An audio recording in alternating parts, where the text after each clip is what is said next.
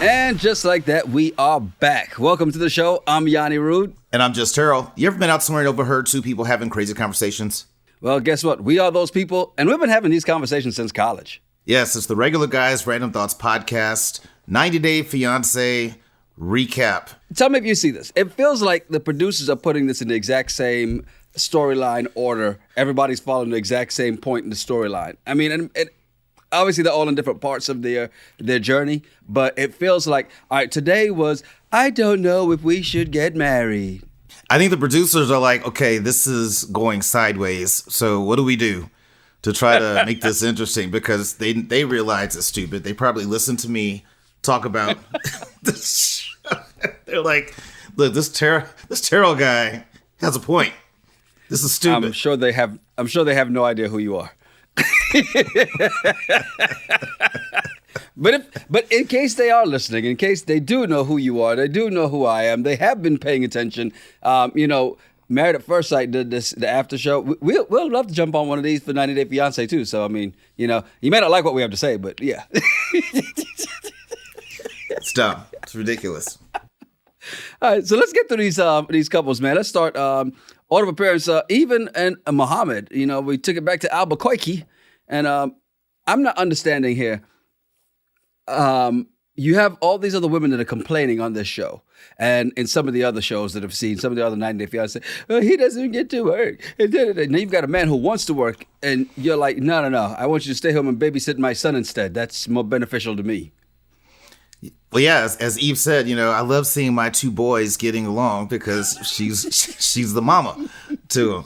So, they were interesting because I like the fact that Mohamed is eager to work. He doesn't want to stay home. And so he's like, why can't we just go to the court to get the paperwork done? Mm-hmm.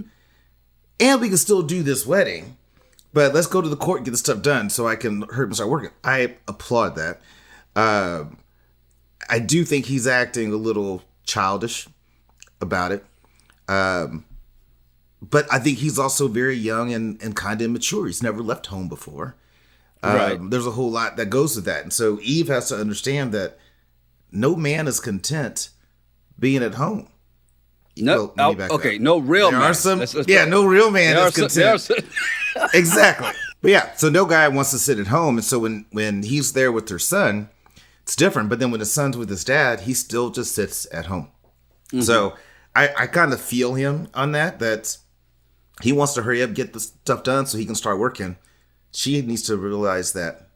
Exactly. I mean, you have 90 days. You can't plan an elaborate wedding in 90 days. Have the courthouse, because he's like, hey, let's just go to the courthouse so I can work, because we already know it's going to be 6 months anyway. So why wait 3 months and another 6 months? So he understands the process. So obviously he's done some research in this, right? And he understands the process and like, here's the thing that I don't think she's taking into consideration. You're talking about a man that comes from a very male-dominant and misogynistic, actually, society, if you think about it. And now you're trying to emasculate that man and say, well, you stay at home while I go work and you just watch my kid for me.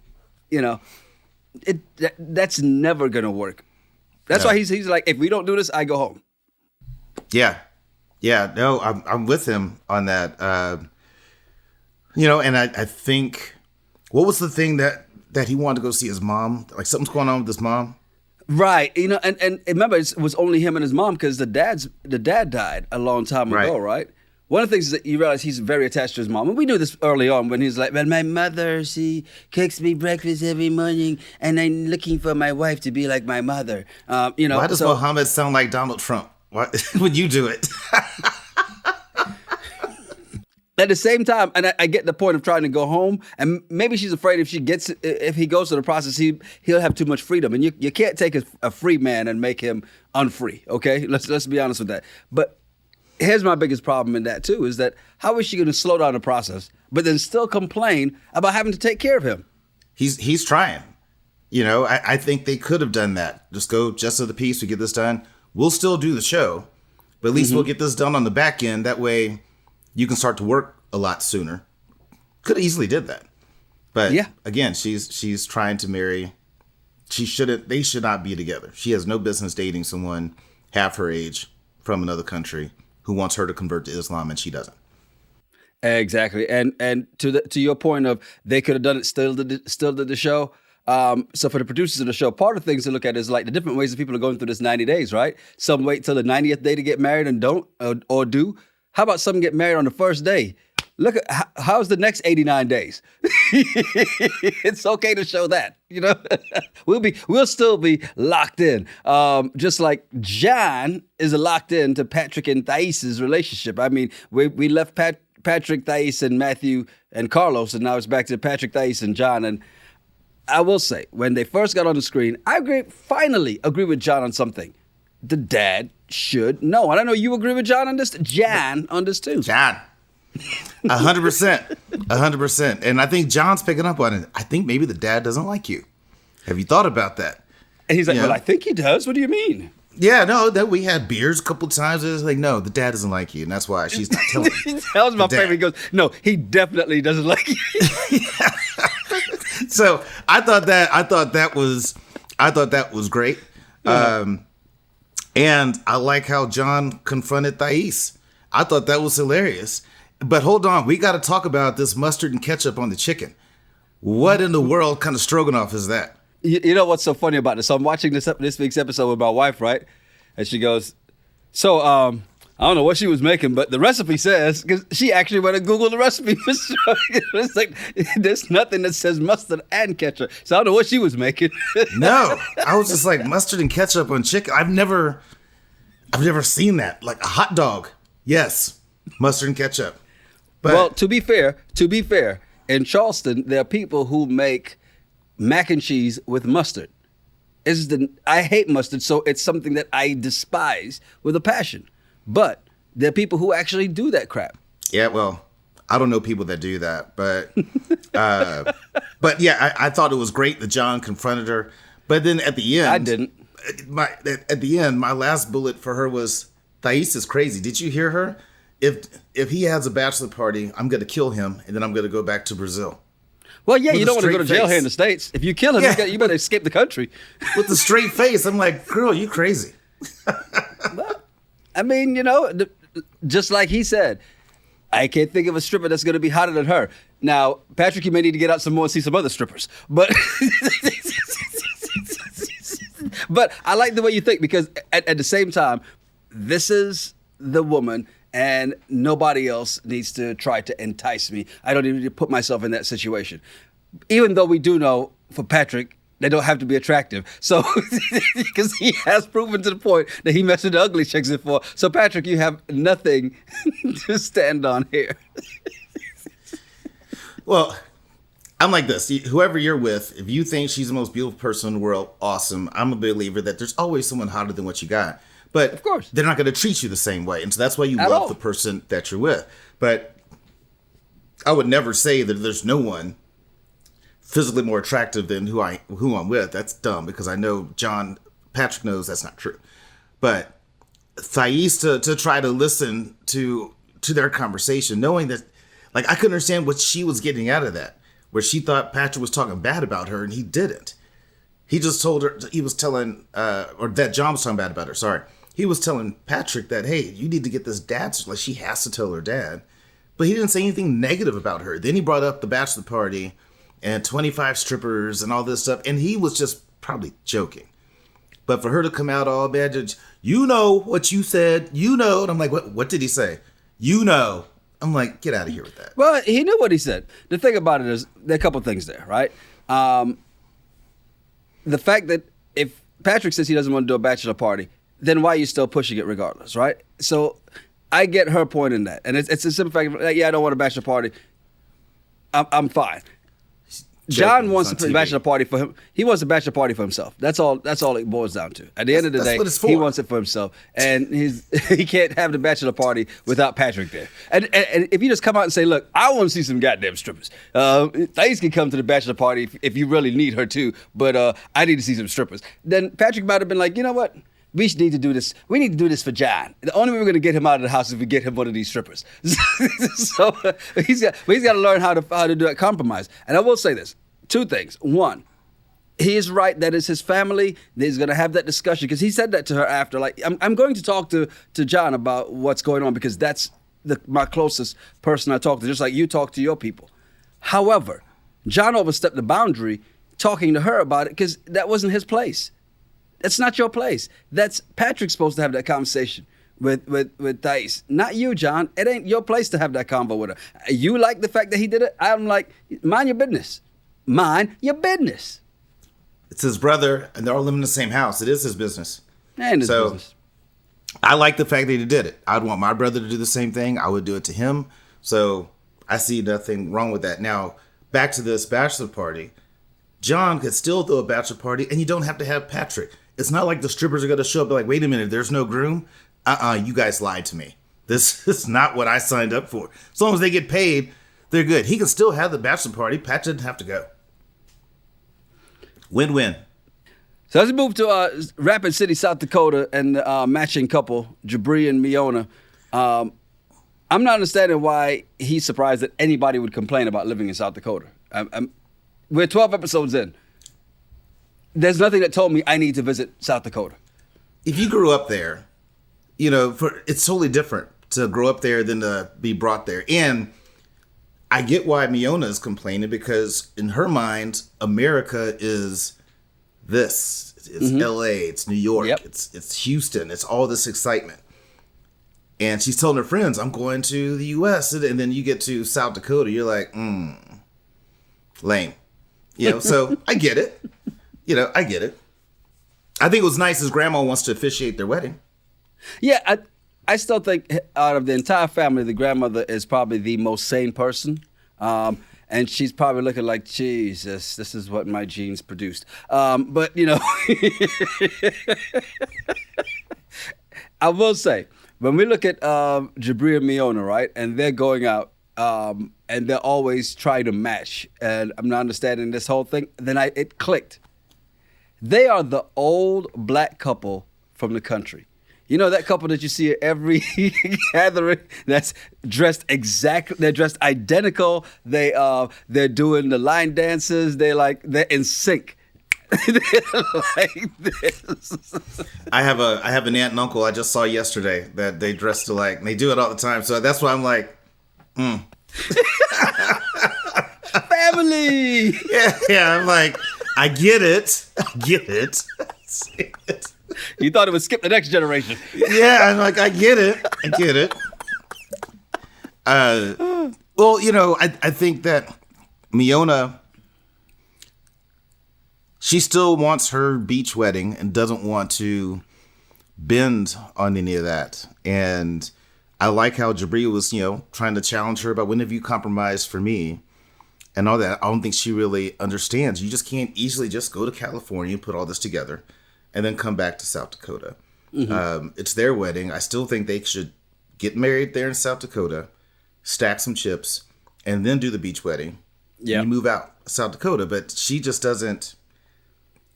It just doesn't really click for her, and I think that she's most likely still selfish. But of course, Jibri is just madly in love and whipped. Yeah, but I mean, he said something about, I put my dreams on the back burner for her. What dreams did you put on the back burner for her? Really? Oh, talking about when you screwed over the band and just kind of bounced on them? That dream? Apparently. But that's the thing. It's like his what he's complaining about, all his complaints are not valid. They lack validity. They don't have any legs to stand on. It's like, I'm putting my dreams on the back burner. I don't know if I want to marry her. I feel pressured. Why do you feel pressured? You knew when she was coming, you had 90 days. There's no pressure. The pressure is she wants what you promised her, and you didn't tell her that this is what she was coming to. That's what it is. Well, again, I think he did tell her, but this is just the show trying to build up ratings, and this is why it's stupid. Ari and Bini in Princeton, man. Well, my bad. Ari, Bini, and Leandro. Another threesome. Why does Leandro keep overstepping boundaries? And why does she keep playing into it? I'm gonna send you both out to go get a pregnancy test for me. And like my ex-husband and my future husband. Ari would not be cool with that at all if the roles were reversed. Exactly. At all. Wouldn't be cool with that if the roles were reversed. And so it's a sick little mind game that she's playing that excites her. Like, to me, Benny in the car, he should be like, hey, Leandro, can we talk about something? I want to be honest with you about this. I don't like you around, and here's why. Now, I'm not saying I don't like you as a person, but put yourself in my shoes. Do you see a problem with this? Do you really think I want you to go dress shopping with my fiance for our wedding? Do you really think I want you asking my wife or my fiance about when she had her last period right in front of me? Like, dude, or ever. Where's your boundaries at? Ever. So I'm like, I need you to understand that when we get back and you leave, I need to make sure that I want to be honest with you, like where I stand with this, regardless of what Ari says, because Ari's not going to say anything. But the fact that she even thought that was okay is just sick. Yeah, and then the fact that she sat there as they come back, and she's still making fun of the situation, and then she goes and pees on the stick, comes back out, and then looks at Leandro, not at Benny, and says it's negative. It's like, was that a sigh of relief for you and Leandro, or is it supposed to be something you and Benny? Why is he even still there? He shouldn't even be there. You need to leave. We need to pee on the stick and figure out what's going on. We need to pee on the stick, not you, not all of us. Right. Again, the drama that the producers put together to make this bullshit sell, but it's just stupid. But Benny, like, I don't understand this la la land that he lives in, and I've not been to Ethiopia, so maybe in Ethiopia it's easy to have 10 babies and nobody starves, and you find a way to make it work. I have no idea, but I'm like, what are you thinking? You barely got a pot to piss in or window to throw out of, and you're talking 10 babies? And again, Leandro overstepping boundaries, kind of like John, jumping out of the window and bringing it up to Ari. That's not your place. Right. You're not their counselor. You're not the marriage counselor. Nobody asked you to be that. And you're right. Benny needs to just smack him up again one more time and just let him, put him in a rear chokehold when he's looking left, snatch him up. Hey, remember this? Next time I'm not letting go. But this is why I don't like Benny. I don't like his personality. I feel like he's fit and all that, but I just feel like he's weak. He can't speak up for himself. Even if you have to say it in a different language, speak up and say like, hey, I am not cool with this at all. I'll be honest with you. What Benny should do and what would make me smile from this situation is if Benny would smack the shit out of Leandro and tell him, hey, you can take this ugly ass woman with you, but keep your grubby hands off my son.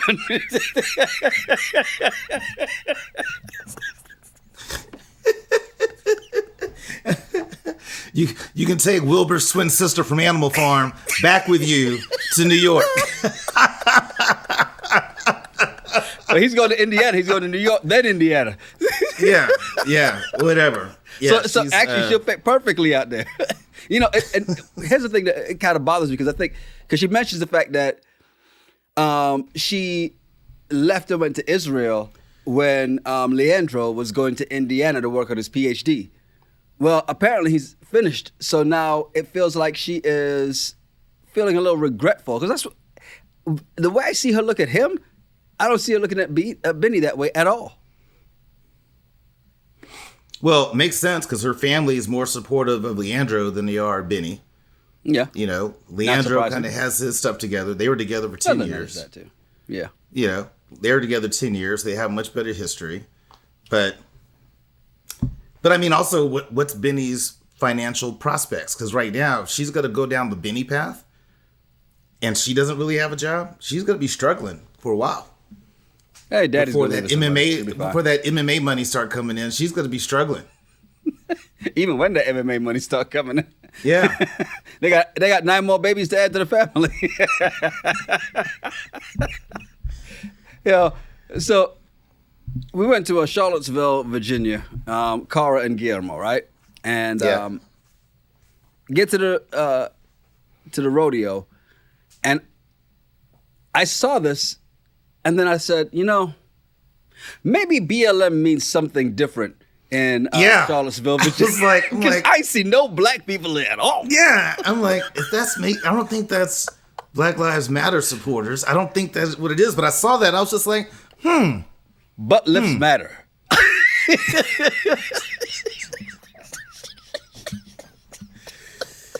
I don't know.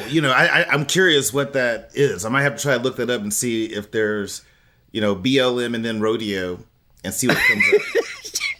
Well, let's take a look right here. As we do this, let's figure out what it is. Because BLM rodeo, what comes up?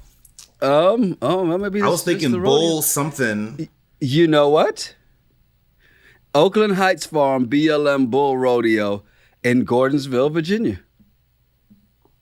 What's the BLM stand for? Definitely not Black Lives Matter.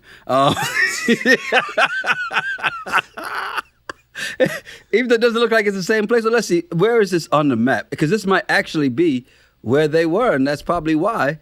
How close is it to, try to zoom out here. Gordonsville is not too far from Charlotte. You know what? That's exactly what it is. We'll figure it out. They were in Oakland Heights Farm, which is not too far from Charlottesville. Okay, because I was like, Black Lives Matter. Something about this just seems wrong. I don't see one black life out there, so apparently they don't matter. And we know all about Charlottesville from something that was very anti-Black Lives Matter. Yeah. So, well, it wasn't a whole lot to them today. I think it was good that Cara got Guillermo out the house, after his brother died, and be able to go check something out. I thought it was funny how he's looking at the food. He's like, nachos, huh? I'm like, yeah, this is not the kind of nachos back where you're from. This is that American gross nachos that will kill you and get heart disease. Well, I think him looking at he's like, I'm looking at the hot dogs, the hamburgers, the nachos, all this food. And he's like, I think what he was thinking was like, this is why Americans are fat as hell. Yeah, that's exactly what I was thinking. I was exactly what I was thinking. They probably edited it out. Yeah, exactly what I was thinking. But at least Cara decided to, compromise and let's do the wedding, early and all that stuff, which is good. Because as I was listening to that, I'm like, why not? If his family can't come, why not set up a deal where you can just live stream it, and his family can watch it and be a part of it remotely? And that's what we did during the pandemic. We did that back in 2020 because we were like, yeah, we'll move the date and we'll do the ceremony later, but for everybody else, but we're getting married. Yeah, and that's what we did. Yeah. Well, good for them. Curious to see what happens to them next episode. I just need Guillermo to stop wanting to cry every 2 minutes. I mean, the national anthem, it almost made me want to cry. I'm like, okay, Guillermo, you need to listen to the whole national anthem, even the part they don't normally say, then do a little bit of research and come back at me. and realize that the national anthem, the theme is actually an old English drinking song. So the musical arrangement is from an old English drinking song, which is why England always laughs. Just want to, for those who don't know, that's why. and at that moment, here comes the NBC logo. The more you know. And that's one to grow on. As we get to Bilal and Shaeeda, my wife pointed this out when they went outside for the yoga, right? Mm-hmm. And it was nice because I'm looking at him like it was nice to see him out there. Like Shaeeda said, it's nice to see him smiling, having fun with his kids, and seemingly having a good time. But my wife was like, now what if the roles were reversed? He was trying to show her or teach her something, and she was playing around like he was. Would he be cool with it? I think he would be. You just. I think he would be. I mean, because it's. No, I think he would be because it's just you're just out. It's not like that serious. It wasn't like we're teaching him heart surgery and he's like goofing off, tickling his kids. It's freaking yoga. It's a pose. Like, what's the big deal? They're just having fun, right? Have you been watching the other 11 episodes? Bilal is strung tight, talks to her like she's a friggin' 2-year-old. Right. But everybody talks to her like she's a 2-year-old because that's my thing about this episode and about this couple that I don't like. Everyone talks to Shaaed like she's stupid. And I think Shaaed needs to run. She needs to get away from all these people. Bilal's ex coming at her all spicy like that. And I'm like, why does everyone think that Shaeeda Shaaed's after this dude's money? And I'm like, Bilal, you've been with her for 2 years, and you don't even feel confident that that's what she's about. So you're not even defending her to these people. I'm like, Shaaed, you need to get out of there. I thought his ex-wife was gonna come at her about, don't have my kids calling you Umi. I'm Umi. I thought that's what the issue was. That's what I thought that conversation was gonna be. But I'm like, you're talking about the prenup? Right. Because you're worried about your kids, generational wealth. I was like, come on. Generational wealth. He doesn't have that kind of money yet. And two, that's a conversation you have with Bilal, which you already had. So then allow him to be the man that he's supposed to be and have that conversation with his future wife. And that's not the conversation for you. That's none of your business. And the fact that, it did seem kind of sad. Now it makes sense because remember in the beginning she goes, well, I'm not just his ex-wife, I'm also his friend. His friend. I don't give a fuck. Yeah. No, you're his ex-wife and you're the mother of his children. Exactly. This needs to be, his next wife is going to be his friend or best friend. But everyone talks to Shaaed like she's stupid. And I don't know I can't understand why, because there's nothing about Shaaed's personality that makes me feel like she can stick up for herself. Just the way she, and I don't know if it's a cultural deal, if it's, a religion deal or what, but like, I like Bilal's wife's personality, like just the way she comes at and, I like a woman like that. With Shaaed, I'm like, that'd just be so annoying. Like, say what you think, speak up. Why does it have to be cultural and not just her personally? Because American women who are in this culture that act the same way and are shy about things too. So most of the West Indian women I know are very strong, even more so than Bilal's ex-wife. Mm-hmm. So it can't be this, it's a cultural thing. No, when I say culture, I'm not talking about the country. I'm just talking about culturally where she grew up, how she was raised. Maybe this is why she's this way. That may not be the case because her sisters could be different. Everybody in the household is not the same. You and your brother are not identical. I just said I don't know. But my brother and I both would be able to speak up and be able to say what we like and what we don't like and what we think about something. But you both do things we'd be able to speak up. Nobody would talk to us like we're stupid. And the way they're talking to Shaaed all the time. I will say this, and there are two things to keep in mind in this, right? Sometimes it's better to see where everyone's coming from by being silent at first and watching what they do. There's nothing wrong in that. Now, I agree with you. I think she should have checked her. But what's she gonna get out of it? And that point is like, all right, now I gotta check this dude again and make sure he understands that, one, now you got your ex-wife acting like she could talk to me in all kind of way. That ain't gonna fly. Because the next time I'm gonna smack the shit out of her. Now, if she has that conversation with Bilal, I bet you change your whole tune. I would, because I'd be like, because she should have said, hey, well, I really appreciate you coming over having this conversation with me, but I think this is a conversation that should be either me, you, and Bilal, or you need to talk to Bilal about this, number one. And then, but she did say it's a conversation for me and Bilal, not me and you. She did say that. No, she said, for all three of them is what she said. That I want to revisit this and it should be a conversation with all three of us is what she said. But she should have checked her, like, hey, don't come at me like that. I'm like, hey, why do you feel I'm after y'all's money? What have you heard about me? Or what have you seen about me that makes you feel like that is my end game? Mm-hmm. I'd be curious to know. And if you don't have anything, you're just making an assumption, well, then you need to get out of my house. You don't live here anymore. And reevaluate how you talk to me. So you need to go do some voodoo and get your shit together. You do the voodoo and get you ass out of here. Voodoo that you do, get your shit together before you come talking to me kind of hot. Now, do you want some tea or not? Yo, what kind of empty ass cup did she give him with tea though? What kind of room temperature tea was that? And she took that cup. I was like, ain't nothing in that goddamn cup.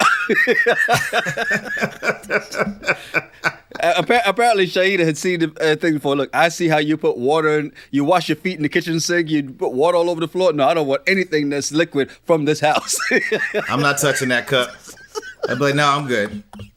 Did My you lips voodoo could out be of that all cup white too? and mouth could be dry, but I'm like, no, I'm good. Thank you. Oh my God! Look, I will say this, man. This season has been moving very slowly, and this has not been the 90 Day Fiance that I know and have watched and loved a lot before. And this has been very different. but you've been sticking through it. We're 12 episodes in. I want to say hopefully we're more than halfway through. Hopefully they don't season 14 us of Married at First Sight like this. But speaking of Married at First Sight, the numbers have been, getting up there to that goal. The deadline's almost here, so the question becomes, and I guess we'll get an answer when we do our regular episode 91, which if you listen to it, you'll hear it on Monday. And if you wait for it on YouTube, you'll see it on Tuesday. And Terryl will have a decision by then as to season 15, because that starts Wednesday, right? I guess so. I don't know. I'll pay attention to that. Because you got to get rid of your axe throwing reservation, your bowling league reservation, your knitting reservations. I got a whole bunch of events planned for Wednesday nights. And one of them should include sitting in front of the TV to watch Married at First Sight season 15 San Diego. Hey, don't forget, episode 91 drops Monday, the audio version, Tuesday for the video on YouTube, and fingers crossed, toes crossed, I'm not going to put those up. Prayer Warriors Unite, Wednesday, we'll be back. Married at First Sight, season 15, San Diego. Whatever. Just so stupid. So stupid. Hey, I'm Yonni Rude. And I'm just Terryl. Make sure you follow us at Yonni Rude, at Just Terryl, and at RGRT Pod. Yeah, send us some of your random thoughts or some of the bullshit you found on the internet. We'll talk about it on the show. Yeah, some great bullshit we got this week on episode 91. You want to check it out. Yeah. It's the Regular Guys Random Thoughts Podcast. Cheers. Cheers.